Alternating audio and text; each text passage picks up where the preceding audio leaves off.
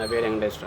అంటే present government మీద మీ opinion ఏంటి? డిప్యూటీ సీఎం పవన్ కళ్యాణ్ గారు పనితీరు ఎలా అనిపిస్తుంది? ఫస్ట్ ఆఫ్ ఆల్ బాగానే ఉంది, పరిపాలన ఉంది. ఇప్పుడు ఆయన చేయకపోతే మొత్తం ఎట్లా తిరిగి వస్తాడు?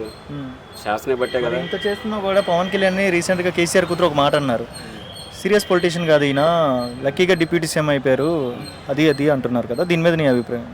చేత కాకపోతే ఇప్పుడు ఆయన సీరియస్ పొలిటికల్ కాదు, చేస్తున్నాడు కదా.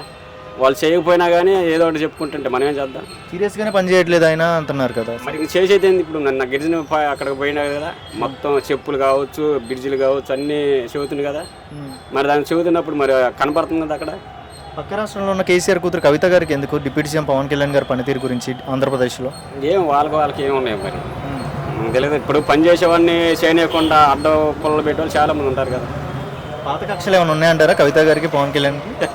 అది వాళ్ళకి తెలియాలి, నిజంగా పవన్ కళ్యాణ్ గారు సీరియస్ పొలిటీషియన్ కాదంటారా? అంటే నిజంగా పని చేయట్లేదు అంటారా? ఆమె చెప్పిన మాట నిజం అంటారా, రాంగ్ అంటారా? బట్టి అయితే చేస్తున్నారు, చేసేంతవరకు చేస్తున్నారు.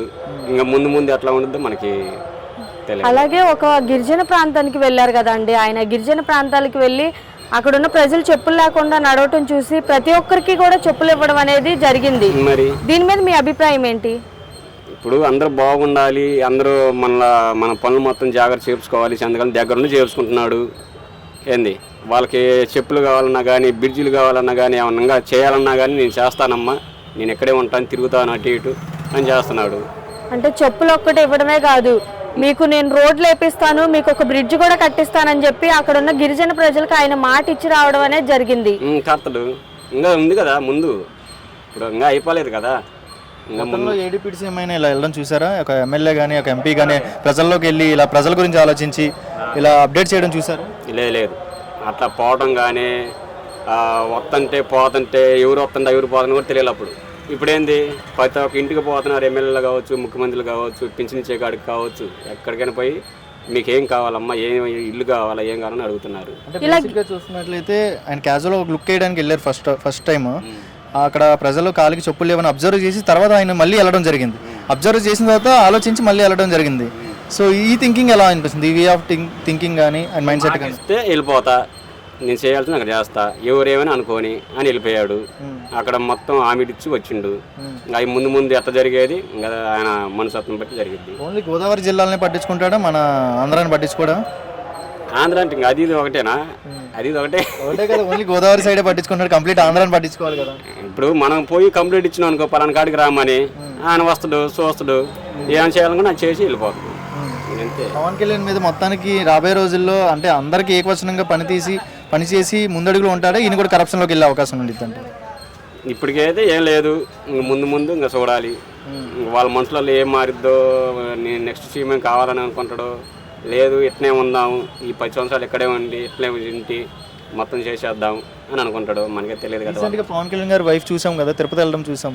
ఈ టాపిక్ మీద మీ అభిప్రాయం ఏంటి? క్రిస్టియన్ అయ్యి ఉండి వెళ్ళకూడదు, బైబిల్ మీద నియమాల పార్టీ కంటే అలా వెళ్ళకూడదు అనేవాడు మనకు మనసుకు సంబంధించిన వాడు. మనం తప్పుగా మాట్లాడకూడదు. ఎవరికి ఇష్టం వచ్చిన దేవుడికి వాళ్ళు మొక్కుకోవచ్చు. లేదు నేను క్రిస్టియన్కి పోతున్నాను, అక్కడికే పోవాలి, అక్కడే గుండె చేసుకోవాలి అని లేదు. మనకి ఇష్టమైతే యాజ్ ఎ రూల్ ప్రకారం సిగ్నేచర్ పెట్టి వెళ్ళడం చూసాం. మనం వెళ్ళారు, సిగ్నేచర్ పెట్టారు అని అంటున్నారు. అక్కడ మెయిన్ గవర్నమెంట్ ఎంప్లాయీస్ అంటున్నారు, అందరూ అంటున్నారు. బట్ హైలైట్ చేయాల్సిన టాపిక్ ఎందుకు?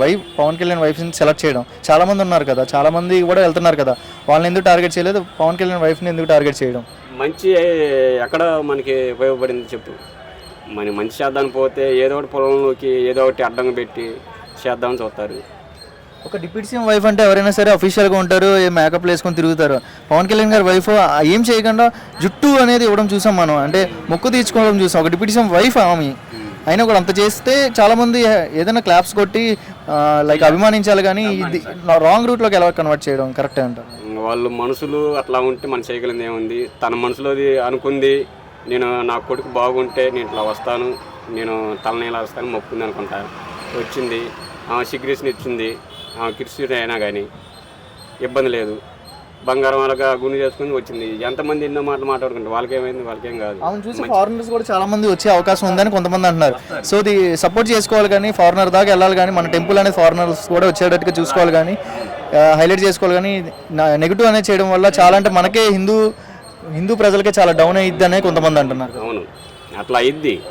ఇప్పుడు ఆమె క్రీస్తు గుడిని చేర్చుకుంది అని అర్థాలు ఎన్నో వస్తుంటాయి. అవునవును. ఆ అర్థాలు మొత్తం మనం గమనించడం లేదు. ఈ షోని అన్నాడు, ఈ షోని వదిలేసేయాలి. మనిషి అనేది దేవుడు ఉన్నాడు, దేవుడు ఉన్నాడు అంతే. పవన్ కళ్యాణ్ గారు వైఫ్ చేసిన తప్పైతే కాదంటారు. కాదు. క్షమాపణ అడగాలంటున్నారు కొంతమంది, క్షమాపణ చెప్పాలంటున్నారు. ఎట్లా అడగాలి క్షమాపణ? పవన్ కళ్యాణ్ వైఫ్ క్షమాపణ చెప్పాలని కొంతమంది క్రిస్టియన్ లీడర్స్ అన్నారు. ఇప్పుడు తిరుపతి పోతున్నారు అందరు లేడీస్, హిందువులు పోతున్నారు, అటు నుంచి ఆ రాష్ట్రం నుంచి ఎవరెవరు వస్తున్నారు, వాళ్ళందరూ గుండె చేస్తున్నారు. వాళ్ళందరూ అట్లా అడగలేదే, కావాలని చేశారంట. కావాలని రాజకీయం ఉందంట. రాజకీయం ఉంది దీంట్లో, ఏముంది దాంట్లో? మీకైతే మంచిగానే పరిపాలన చేస్తున్నారు, ప్రజల్లో దగ్గరికి అయితే ఉన్నారనిపిస్తుందా? ఇప్పటికైతే ఇబ్బంది లేదు. ఇద్దరు మటుకు బాగానే చేసుకొస్తున్నారు. ఏమన్నా వాళ్ళ దాకా పోని తర్వాత ఒకళ్ళు వచ్చినాయి అనుకో, ఇది ఎందుకు జరిగింది ఏందని మళ్ళీ ఇన్ఫర్మేషన్ తీసుకొని చేస్తున్నారు. నా పేరు శ్రీరామూర్తి. ప్రజెంట్ గవర్నమెంట్ పరిపాలన ఎలా అనిపిస్తుందండి? చంద్రబాబు నాయుడు, పవన్ కళ్యాణ్ పనితీరు ఎలా అనిపిస్తుంది? ఇప్పుడు బాగానే ఉంది. బాగానే ఉందా? మరి కొంతమంది అంటున్నారు కదా, కేసీఆర్ కూతురు కవిత గారు అంటున్నారు కదా, పవన్ కళ్యాణ్ లక్కీగా డిప్యూటీ సీఎం అయిపోయాడు, కష్టపడకుండా డిప్యూటీ సీఎం అయిపోయాడు అంటున్నారు. ఏమంటే పని ఇప్పుడు పని వాళ్ళలోనే ఒకరికి ఒకరికి తేడా వస్తుంది. ఆయన సరిగ్గా చేయట్లేదు ఈయన మీద, ఈయన సరిగ్గా చేయలేదు ఆయన మీద, అది చెప్పుకోవడం సాధ్యమే కదా ఏంటి. అవన్నీ మామూలు కామమే, అవన్నీ పట్టించుకుంటే అవ్వదు. పవన్ కళ్యాణ్ అయితే పరిపాలన ఇది ప్రకారంగా ఎలా అనిపిస్తుంది? ఆయన పనితీరు ఎలా అనిపిస్తుంది? పరిపాలన పద్ధతిలో అక్కడ బాగానే ఉంది. మరి ఎందుకు పక్క రాష్ట్రంలో ఉన్న కేసీఆర్ కూతురు ఎందుకు అంత మాట్లాడుతుంది? సీరియస్గా పనిచేయట్లేదు పవన్ కళ్యాణ్, సీరియస్ పొలిటీషియన్ కాదు, లక్కీగా అయిపోయాడు కష్టపడకుండా అని అంటున్నారు. అదే అంటున్నా, అలాగే అంటారు. ఇప్పుడు జనాలు ఏంటంటే ఒకళ్ళు ఎదిగితే ఒకరికి వారం లేరు కదండి, ఆ లెక్కలో అంటారు దానికి, అంతే. మరి పక్క రాష్ట్రంలో ఉన్న ఆవిడకి ఇక్కడ ఉన్న డిప్యూటీ సీఎంకి ఎందుకు అంటున్నారు కొంతమంది ప్రజలు. రాష్ట్రానికి ఈ రాష్ట్రానికి సంబంధం లేదు కదా, అలాంటప్పుడు ఈయన సంగతి ఆమెకి ఎందుకు? ఆమె రాష్ట్రంలో ఆమె చూసుకోవాలి కదా. అది మరి ఇంకొక మాట అన్నారండి, అంటే పవన్ కళ్యాణ్ గారి వైఫ్ తిరుపతి వెళ్ళడం చూసాం మనం. క్రిస్టియన్ అయ్యండి తిరుపతికి వెళ్ళకూడదు, హిందూ ధర్మాలు పాటించకూడదు, బైబిల్ నియమాలు పాటించాలి అని చెప్పి అని అంటున్నారు. చిన్న బాబుకి ఫైర్ యాక్సిడెంట్ జరిగింది, వాళ్ళ అబ్బాయి మొక్కు తీర్చుకుందామని చెప్పి ఆమె వెళ్ళడం చూసాం మనం. సో ఈ టాపిక్ని చాలా హైలైట్ చేసి క్రిస్టియన్ అయ్యండి వెళ్ళకూడదని అంటున్నారు పవన్ కళ్యాణ్ గారి భార్యని. దేవుని మాట అండి. ఇప్పుడు ఎవరికి నచ్చిన దేవుడు ఆడికి వెళ్తారు, వెళ్ళకూడదని రూల్స్ ఏం లేదు. ఇప్పుడు నాకు ఆపద వచ్చింది, క్రిస్టియన్స్లోకి వెళ్ళి అక్కడికి వెళ్ళి దండం పెట్టుకుంటాను, అర్థమైందా? అంతేగాని మన ఈ హిందువులు ఆ దేవుడికి ఎందుకు వెళ్ళాలనే రూల్స్ ఏం లేదు కదా. నా లెక్క ప్రకారం అంతే. ఇప్పుడు ఏ దేవుడైనా ఒకటే దేవుడు, అందరికీ దేవుడే. అసలు లెక్క ప్రకారం అందరూ దేవుడు, కానీ ఒకటే దేవుడు.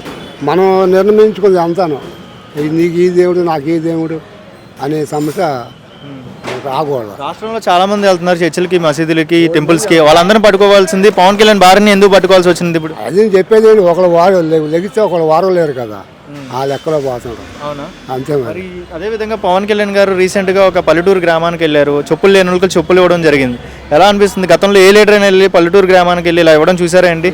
చెప్పులు లేకుండా తిరుగుతున్నారు కదా అని చెప్పి చెప్పులు ఇవ్వడం జరిగింది. ఆయన స్వయంగా వెళ్ళి ప్రజలకు ఇవ్వడం జరుగుతుంది. అది బాగానే చేశాడు. ఇప్పుడు ఏనాడు ఇవ్వడం ధర్మం అది. ఇప్పుడు కొంతమంది మంచి పనులు చేస్తుంటారు, కొంతమంది ఏమో వాళ్ళ స్వార్థం వాళ్ళు చూసుకుంటూ ఉంటారు. ఇవన్నీ కామన్గా ఇప్పుడు ఏంటంటే నేను చెప్తున్నాగా, ఒకళ్ళు చూస్తే ఒకళ్ళు వారం లేరని లెక్క అవుతుంది. అవునా? అంతే. మరి ఏంటి ఆయన పల్లెటూరు గ్రామానికి వెళ్ళడం? ఏ లీడర్ని చూసారు గతంలో? ఏ లీడర్నైనా, ఏ ఎంపీనైనా, ఏ మినిస్టర్ అయినా, డిప్యూటీ సీఎం అయినా ఇలా ప్రజల్లోకి వచ్చి ఇవ్వడం ఎక్కడైనా చూసారా మీరు? లేదు, ఎక్కడ చూడలేదు. ఎప్పుడు నా చరిత్రలో నాకు దగ్గర 70 సంవత్సరాల వయసు, ఎప్పుడు నేను చూడలేదు. మొదటిసారి ఇప్పుడు ఎవరిని చూస్తున్నారు? పవన్ కళ్యాణ్ ఇప్పుడు ఇవ్వటం అంటే సాధ్యమేది. 70 సంవత్సరాలు ఎవరు వెళ్ళలేదా బాబు ఇలా ప్రజల్లోకి? ఎవరు వెళ్ళలేదు.